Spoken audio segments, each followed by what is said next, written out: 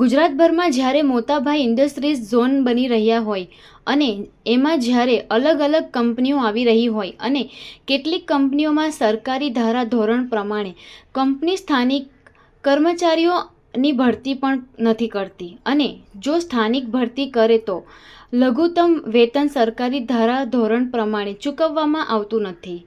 તેવો જ એક કિસ્સો તાજેતરમાં માંગરોળ તાલુકાના દિનોડ ગામ પાસે આવેલ ધ સુરત સરકારી સંઘ લિમિટેડ કંપનીમાં સ્થાનિક 50 જેટલી બહેનો અને 40 જેટલા ભાઈઓ ત્યાં પોતાની રોજગારી માટે જતા હતા, પરંતુ કંપની દ્વારા આ તમામ લોકોનું શોષણ કરવામાં આવતું હતું અને 12 કલાકના 490 રૂપિયા ચૂકવવામાં આવતા હતા.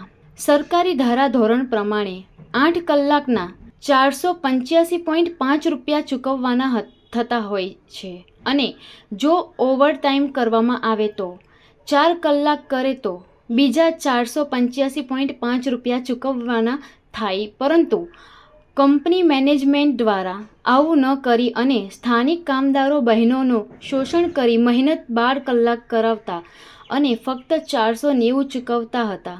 જ્યારે આની જાણ આમ આદમી પાર્ટી ભરૂચ જિલ્લા પ્રમુખ પિયુષ પટેલ અને નાડોદ જિલ્લાના પ્રમુખ સ્નેહલભાઈ વસાવાને થતાં તાત્કાલિક કામદારોને ન્યાય અપાવવા માટે પહોંચ્યા હતા.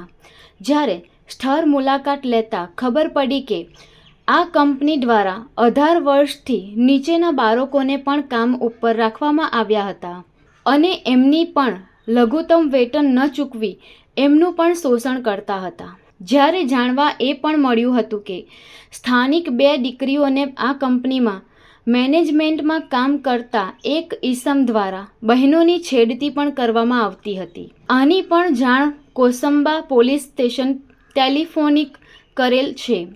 સાથે જ લેખિતમાં પણ આરપીડી કરી પોલીસ સ્ટેશનમાં જાણ કરેલ છે.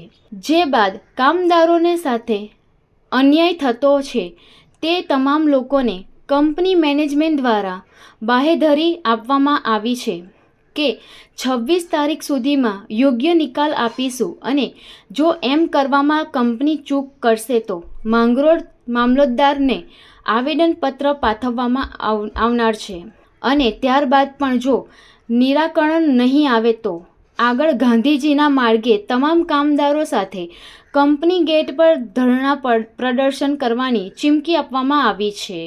આજે મળવા માટે અમે જ્યારે અહીંયા કંપની ઉપર આવ્યા છે ત્યારે આ કંપનીના મેનેજમેન્ટ દ્વારા બિલકુલ ગેરવ્યાજબી વર્તન કરી અને વાત પણ એ લોકોએ નથી કરી. ત્યારે આજે આ કંપનીની અંદર આ જે બહેનો છે, આ બહેનોને જે 12 કલાકની લગાતાર દરરોજ 12 કલાકની એ લોકોની પાસે નોકરી કરાવવામાં આવે છે, જે મેન્ટેનન્સમાં જે બહેનોને 10 કલાક કરાવવામાં આવે છે, સાથે જ 490 રૂપિયા આ લોકોને 12 કલાકનું જ્યારે વેતન મળે છે અને જે સરકારી ધારા ધોરણ પ્રમાણે 485.5 રૂપિયા એ લોકોને જે વેતન મળવું જોઈએ એ ન આપી અને એમની સાથે અન્યાય કરે છે.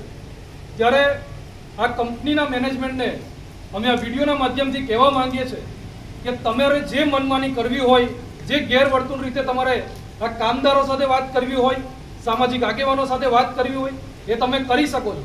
પરંતુ આ કંપનીમાં જ્યારે અમે આવ્યા ત્યારે ખબર પડી કે આ એક મારી સાથે આ એક છોકરો ઊભો છે જેની ઉંમર અત્યારે કેટલી છે વખત તારી ઉંમર? આની અત્યારે 16 વર્ષની ઉંમર છે. એની સાથે બીજો એક આ છોકરો છે, કેટલી ઉંમર છે વખત તારી? આ 17 વર્ષની ઉંમર. તારી કેટલી ઉંમર છે? 17 વર્ષ. નોકરી કોણ કરે છે અહીંયા કંપનીમાં? તું જાતે નોકરી કરે છે. પગાર કોના ખાતામાં આપે છે આ લોકો?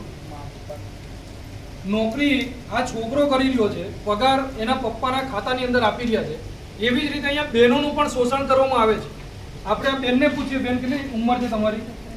17 વર્ષની ઉંમર છે. બેન તમારી ઉંમર કેટલી? આ 16 વર્ષની ઉંમર. આજે આ લોકોને જ્યારે ખબર પડી કે અમારી આ નોકરી કરવાની ઉંમર નથી અને ત્યારે એમને જ્યારે કંપની સાથે વાત કરી કે અમારે આ નોકરી અમારે છોડી દેવી છે, પરંતુ કંપની મેનેજમેન્ટ દ્વારા આગળનો 1 મહિનાનો પગાર એમનો દબાવી રાખવામાં આવ્યો. જો બીજા મહિને તમે નોકરી કરશો તો જ તમને અહીંયાથી પગાર બીજો મળશે એવું કરીને એમની પાસે જબરજસ્તીથી એમનું શોષણ કરવામાં આવ્યું. અને આ કંપની મેનેજમેન્ટે જે રીતે શોષણ કર્યું છે ત્યારે આજે અમે 100 નંબર પર ફોન કરી અને પોલીસને પણ બોલાવ્યા છે, ચાઇલ્ડ હેલ્પલાઇનની અંદર ફોન કરી એ લોકોને પણ અમે જાણ કરી છે. એ લોકો પણ થોડા સમયમાં અહીંયા પહોંચી રહ્યા છે.